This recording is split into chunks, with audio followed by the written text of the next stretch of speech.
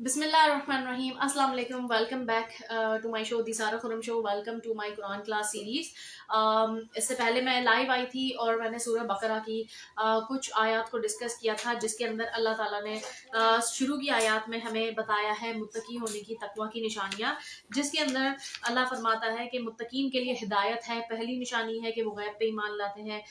صحابیات غیب پر ایمان لانا، روز آخرت پہ ایمان لانا، اللہ کے تمام پیغمبروں کے علاوہ جو ہے نا جتنی بھی اس سے پہلے آسمانی کتابیں آئی اس پہ ایمان لانا، یا اور بن دیکھی چیزوں پہ ایمان لانا. ٹھیک ہے، تو یہ تمام چیزیں ہم نے ڈسکس کی تھی اس سے پہلے والے لائیو سیشن میں، جس میں اللہ نے متقین کے لیے جو نشانیاں بتائی تھیں، اور اس کے علاوہ بتایا تھا کہ یہی لوگ ہدایت پانے والے، یہی لوگ جو ہے نا فلاح پانے والے ہیں، جو کہ اپنے مال میں سے خرچ کرتے ہیں، جس میں زکوٰۃ صدقات آتا ہے. ٹھیک ہے جی، تو یہ اللہ نے ہمیں فرمایا. اب جو میں آیت شروع کر رہی ہوں، اب ہم جو ڈسکس کرنے والے ہیں وہ یہ ہے کہ بے شک وہ لوگ جنہوں نے کفر اپنا لیا.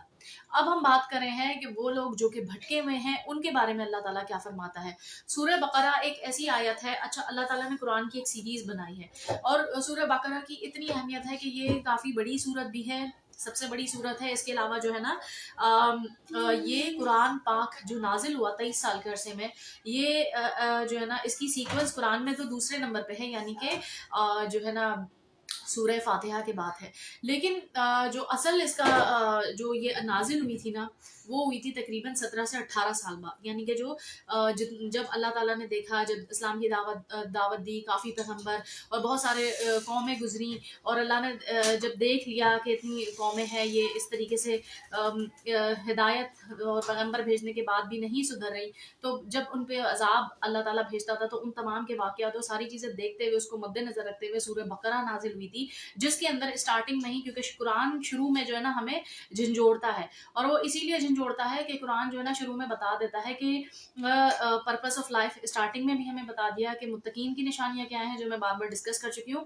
اب ہم جو بات کریں کہ جو بھٹکے ہوئے نا، ان کی کیا نشانیاں، اور اللہ تعالیٰ ان کے بارے میں کیا ہمیں بتاتا ہے.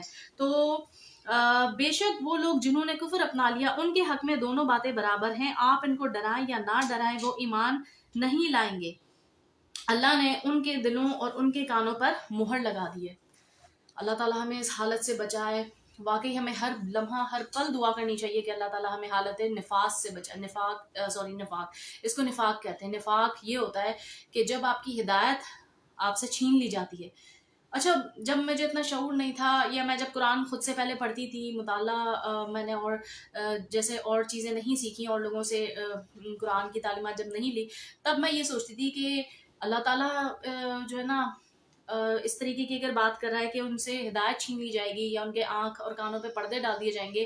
اور یہ سوال ہر کسی کے ذہن میں آتا ہے کہ تو پھر اللہ تو کائناتوں کا مالک ہے، اللہ چاہے تو انہیں ہدایت دے دے، تو اللہ ایسے بات کیوں کر رہا ہے. تب مجھے یہ بات سمجھ آئی، جب مجھے نالج آئی کہ قرآن میں یہ بے شک صورت دوسرے نمبر پہ آتی ہے، لیکن یہ نازل ہوئی ہے 17 سے 18واں جو سال تھا، یعنی 23 سال کے عرصے میں جو قرآن نازل ہوا، اس دوران نازل ہوئی، اور اس دوران کافی قومیں اور ان پہ عذاب اور تمام چیزیں جا چکی تھی. پھر اللہ نے اسٹارٹنگ میں، تاکہ ہم سدھریں، وہ تمام یعنی سمرائز کر کے جو ہے نا سورہ بقرہ میں ڈالا، اور شروع میں جو کفر کرنے والے ہیں یا جو ایول پیپل ہے نا، ان کے لیے اللہ تعالیٰ نے سخت ٹون یوز کی ہے. تو اب مجھے اس کا پرپس سمجھ آیا ہے کہ جب اللہ کہتا ہے نا ہدایت، تو اللہ نے کتنی بار ہمیں، بار بار اللہ ہمیں ہدایت کے راستے دیتا ہے، ہمارا ضمیر بولتا ہے، لیکن جب ہم اسے ایک بار، دو بار، 100 بار، یعنی اتنی بار ہم اسے جب اگنور کرتے ہیں اور کرتے رہتے ہیں، تو ایک وقت تو آئے گا نا کہ اللہ بھی چھوڑ دے گا. تو جس وقت اللہ آپ کو چھوڑ دے، اللہ تعالیٰ آپ سے یعنی آپ کی ہدایت آپ سے چھین لے، تو یقین مانے اس کو کہتے ہیں اللہ کا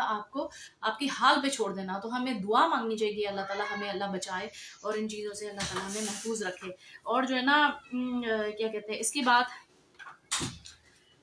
اللہ تعالیٰ نے ہمیں فرما دیا ہے کہ جو لوگ خوف خدا کرتے ہیں تو وہ تو متقی ہوتے ہیں. اچھا، جو ڈسبلیور ہیں، یعنی کہ جو کفر کرتے ہیں، وہ ان کو آپ نصیحت کریں یا نہ کریں، وہ کرمنلز ہیں، سارٹ آف لائک وہ معاشرے میں صرف برائی اور بدی پھیلاتے ہیں. ان کو کسی چیز سے، یعنی وہ چاہتے ہیں کہ نظام دھرم برم، اور ایسے کئی مثالیں، بہت بڑی بڑی ریسورسز بیٹھی نہیں ہمارے پیچھے. اب میں اتنی ڈیٹیلز نہیں بتاؤں گی، لیکن اتنے سارے اس قسم کی جو ہے نا جو آپ دیکھتے ہیں بدکاریاں ہوتی ہیں وہ تو اس کے پیچھے پورا ایک آپ یوں سمجھے پورا ایک سسٹم ہوتا ہے جو چل رہا ہے کرمنلز کا.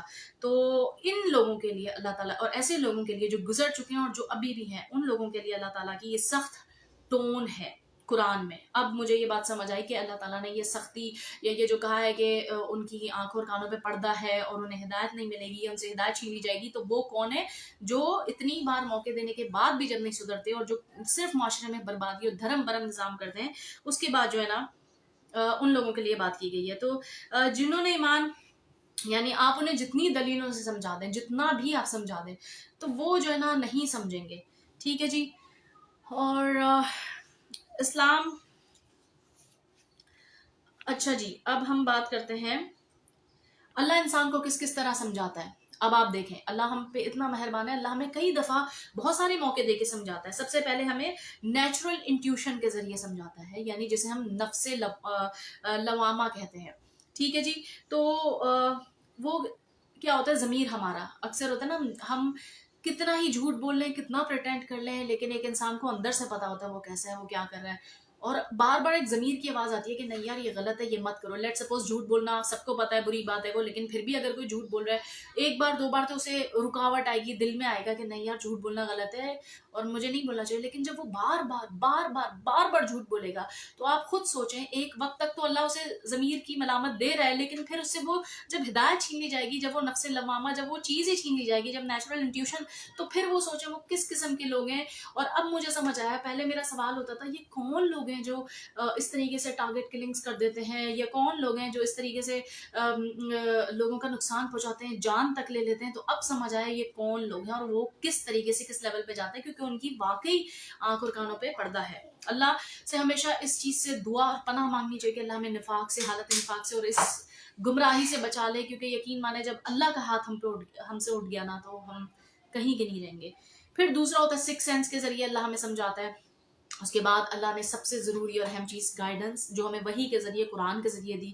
بحیثیت مسلمان ہم بہت بلیسڈ ہے کہ الحمدللہ اللہ نے ہمیں جو ہے نا قرآن کی گائیڈنس دی ہے. لیکن پھر بھی ہم نے قرآن کو ایک برکت کی کتاب بنا دیا ہے کہ ہم اسے کبرڈس میں اور ایسے سجا دیں اور سجا کے رکھیں کہ یہ برکت کی کتاب ہے، اسے پڑھے رہنے سے برکت ہوگی.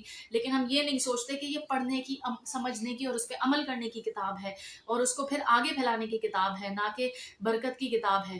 مطلب برکت تو ہے اوبویسلی اس کی تلاوت، اس کی فائدے کے حروف پہ آپ کو نیکی ملتی ہے، لیکن جب آپ اسے سمجھیں گے، پڑھیں گے، تو یقین مانے کتنا آپ کو نیکی، ثواب اور سب سے بڑھ کے سکون ملے گا. پھر اللہ تعالیٰ ٹیسٹ اینڈ ٹرائل سے، حادثوں سے، جو ہے نا انسیڈنٹ سے آپ کو سمجھانے کی کوشش کرتا ہے.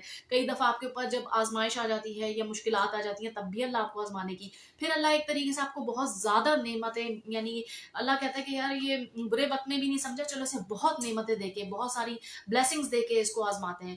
جب ایک انسان نیچرل انٹیوشن کے ذریعے، یعنی نفس لوامہ، ضمیر کو آواز سنتے ہوئے بھی نہیں سمجھتا، پھر جب اللہ تعالیٰ ہمیں جب سکس سینس اللہ نے ہمیں دیا اس سے ہم نہیں سمجھتے، جب ہم قرآن کی گائیڈنس نہیں لیتے، جب ہم ٹیسٹ اینڈ ٹرائل سے، انسیڈنٹ سے، ایکسیڈنٹ سے اور آبزرویشن سے، ایگزامپل سے نہیں سمجھتے، جب ہم بہت زیادہ بلیسنگ سے نہیں سمجھتے، جب ہم شکر گزار نہیں ہوتے، تو پھر کئی دفعہ اللہ آپ کو سزا بھی دیتا ہے، پنشمنٹ بھی دیتا ہے.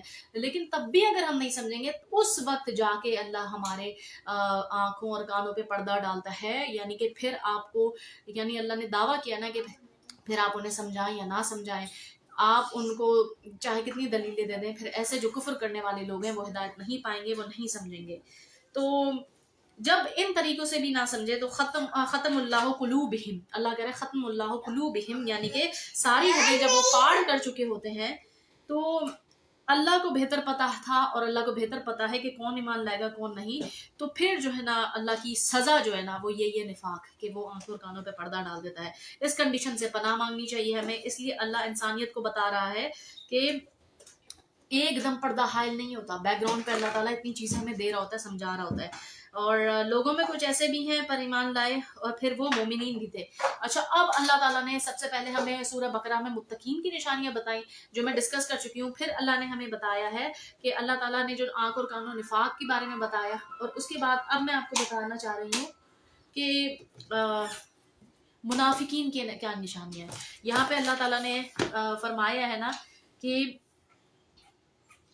ان کی آنکھوں پہ پردہ پڑا ہوا ہے اور ان کے لیے زبردست عذاب ہے. اللہ ہمیں بچا کے رکھے ان چیزوں سے, اللہ اپنے عذاب سے بچائے. کچھ لوگ ہیں جو کہتے ہیں ہم اللہ پر اور یوم آخرت پر ایمان لائے, حالانکہ وہ حقیقت میں مومن نہیں. منافقین کی سب سے بڑی نشانی کیا ہے کہ وہ دعویٰ کرتے تھے کہ ہم تو مسلمان ہیں, ہم اللہ اور اللہ کے رسولوں پر ایمان لیں, لیکن جب وہ شیطانوں کے ساتھ ملتے تھے تو وہ کہتے تھے ہم تمہارے ساتھ ہیں. یعنی کہ سب سے بڑی منافقین جو ہے نا, منافقت یہی تھی.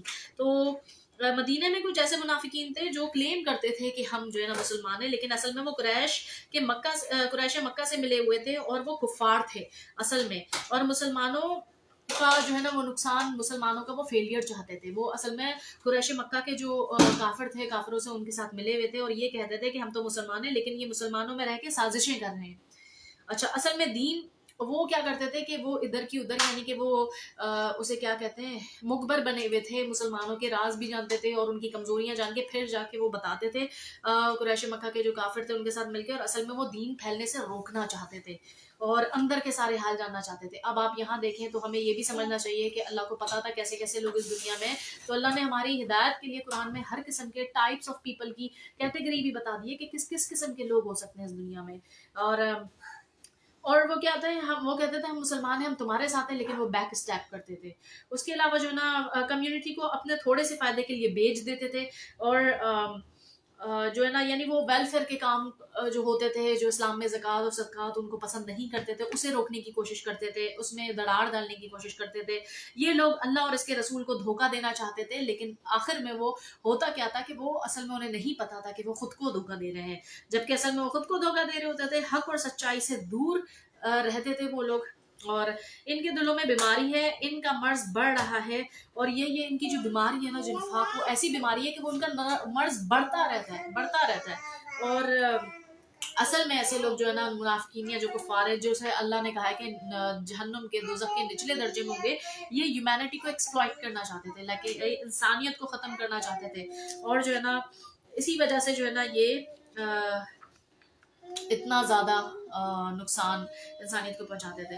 تو آج جو ہم نے پڑھی ہے آیت نمبر 1 سے 10 تک پڑھی, شروع کی 5 آیات کے اندر ہم نے ڈسکس کر لیا. اب آپ دیکھیں اللہ ہم نے صرف ابھی تک جو میں نے قرآن کلاس ہے اس سے پریویس لائف سیشن میں متقین کی نشانیاں تھیں جو کہ قرآن میں اللہ کی باتوں سے ثابت ہوئی ہیں, اور آج کے لیے آئی تھنک اتنا کافی ہے. انشاءاللہ کل ہم پڑھیں گے بشرط زندگی آیت نمبر 11 سے 20 تک, اور دیکھیں گے کہ اللہ تعالیٰ اس میں کیا فرماتا ہے. اور ابھی جو ہم نے آیت پڑھی ہے اس کے اندر جو ہے نا اللہ نے ہمیں منافقین کی اور نفاق کی بیماری کے اور کفر اور کافر کی اور جو پوری ہسٹری ہے کہ برائی کیسے ہوتی ہے اسے کیسے روکا جائے اور منافقین کی کیا نشانی ہے, یہ ہم نے پڑھی ہے.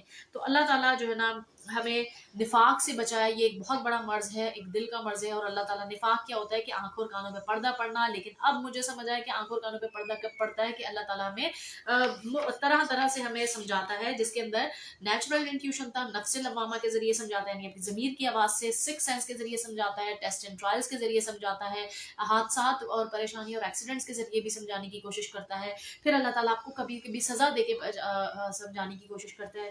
پھر اللہ تعالیٰ آپ کو بہت زیادہ بلیسنگ یعنی بلیس کر کے بہت نعمتیں دے کے آزمانے کی کوشش کرتا ہے کہ شاید یہ اب شکر گزار ہو جائے. چلو یہ برے وقت میں تو مجھے برا کہہ رہا تھا, لیکن کیا پتہ ایسے نعمتیں ہوں تو اس پہ بھی شکر گزار ہو جائے. لیکن جب یہ سب چیزیں ہونے کے بعد بھی انسان نہیں سمجھتا, پھر جا کے اللہ تعالیٰ آپ سے ہدایت چھینتا ہے. تو یہ جو ایک سوال تھا شاید آپ لوگوں کے دل میں بھی ہو کہ اللہ تعالیٰ تو دینا چاہے تو سب کو ہدایت دے, تو اللہ ایسے کیوں کلیم کرے, اللہ تعالیٰ یہ کیوں کہتے ہیں کہ جو ہے نا ان سے ہدایت چھین لی جائے گی. تو میرے دل میں تو سوال ہوتا تھا جب مجھے اتنا شعور نہیں تھا, لیکن الحمدللہ جب قرآن آپ پڑھتے ہو, سمجھتے ہو, اور اللہ سے یہ دعا مانگ کے پڑھتے ہو کہ یا اللہ مجھے قرآن پڑھنے, سمجھنے اور اس پہ عمل کرنے کی توفیق دے, اور ایسے قرآن پڑھنے کی اور سمجھنے اور عمل کرنے کی توفیق دے جیسے کہ اس کا حق ہے. تو اللہ خود ایسے راستے بناتا ہے, ایسی چیزیں لے آتا ہے, ایسی ویڈیوز لے آتا ہے. آج کل ایسا دور ہے سوشل میڈیا کا کہ آپ اس کا پازیٹیو یوز کریں تو یقین مانے بہت فائدہ ہے. مجھے بہت زیادہ ہیلپ ہوئی ہے ان چیزوں میں, سوشل میڈیا کا پازیٹیو یوز کرنا یا اس کو دیکھنے سے. اس میں قرآن سمجھنے اور پڑھنے میں جو سب سے زیادہ کردار ہے وہ اگر میں کہوں تو یوتھ کلب کا ہے. اس کے علاوہ میں ڈاکٹر فرحت ہاشمی کو بھی سن لیتی ہوں. اس کے علاوہ میں ڈاکٹر اسرار احمد ان کو بھی سنتی تھی. تو یعنی ان سب کو سیکھا سنا اور پھر میں نے خود کوشش کی, پھر میں خود بھی پڑھا, اس پہ عمل کیا, پھر نوٹس بنائے, محنت کی, کوشش کی, اللہ سے دعا مانگی, تو اللہ تعالیٰ نے مجھے اتنی توفیق دی کہ آج میں آپ لوگوں کے سامنے یہ چیز شیئر کر رہی ہوں. مجھے یہ تو نالج کافی ٹائم سے تھی, بٹ میں اپنے آپ کو اس قابل نہیں سمجھتی تھی. لیکن جب اب مجھے یہ بھی سمجھ آ گیا کہ اللہ کہتا ہے کہ جب آپ کو اچھی بات پھیلانا صدقہ جاریہ, پھر قرآن کی بات کہ اللہ نے فرمایا ہے کہ آپ قرآن پڑھو, سمجھو اور اسے آگے پھیلاؤ, تو پھر اس وجہ سے میں نے سوچا کہ ٹھیک ہے, جتنا سمجھا ہے, میری نیت تو اچھی ہے, صاف ہے, کوتاہیاں غلطیاں جو بھی ہیں وہ اللہ معاف فرمائے, اللہ معاف کرنے والا ہے, لیکن میری نیت میں, انٹینشن میں یہی تھا کہ میں ایک معاشرے میں اچھا یا ویلیو ایڈ کرنا چاہوں. تو آج میں نے اسی چیز کو مد نظر رکھتے ہوئے یہ قرآن کلاس اسٹارٹ کی, اور بشرط زندگی ان شاء اللہ تعالیٰ کل ہم ڈسکس کریں گے فردر آیات کو. ابھی تک آپ لوگوں کا بھی جو سن رہے ہیں ان کا لیسن یہ ہے کہ آپ لوگ بھی روز بے شک 5 آیات پڑھیں, لیکن اسے سمجھیں اور اسے کوشش کریں کہ اس کا ترجمہ یاد کر لیں, اور اس پہ غور پورا دن سوچتے رہیں. ہمارے ذہن میں بہت پورا دن عجیب عجیب باتیں اور خیالات آتے ہیں, بجائے اس کے ہم دوسرے خیالات کو سوچیں اور اس پہ اپنا مائنڈ لگائیں. جب ہم کچھ صرف ایک ہی آیت کو ہی اگر ہم اس کا ترجمہ یاد کر لیں, دل میں اتار لیں, اور پھر اس کو پورا دن سوچتے رہیں, اور اس کے ایک جو ترجمہ ہے اس کو میٹافوریکلی اس کے ڈفرینٹ معنی نکالیں, اس پہ غور و فکر کریں, تدبر کریں, تو یقین مانا ہم برائی سے بھی بچ جائیں گے, بری سوچوں سے بھی بچ جائیں گے, نیگیٹیوٹی سے بھی بچ جائیں گے, اور ہمیں بہت زیادہ سکون بھی حاصل ہوگا. تو مجھے آپ لوگ دعا میں یاد رکھیے گا, اور یقین مانے قرآن پاک پڑھنا, اور قرآن سے بڑھ کر ہم دنیا کا جتنا علم حاصل کر لیں, کچھ بھی کر لیں, ایٹ دا اینڈ ساری چیزیں ختم ہوتی ہیں. قرآن جیسی جو نالج یا جو طاقت ہے یا جو سکون ہے وہ کسی چیز میں نہیں ہے. اور آپ دنیا کی جتنی سائنس کی بڑی بڑی کتابیں بنتی ہیں وہ وہی بات کرتی ہے جو انڈائریکٹلی قرآن میں بات کی جاتی ہے. تو thank you so much for watching. اللہ حافظ.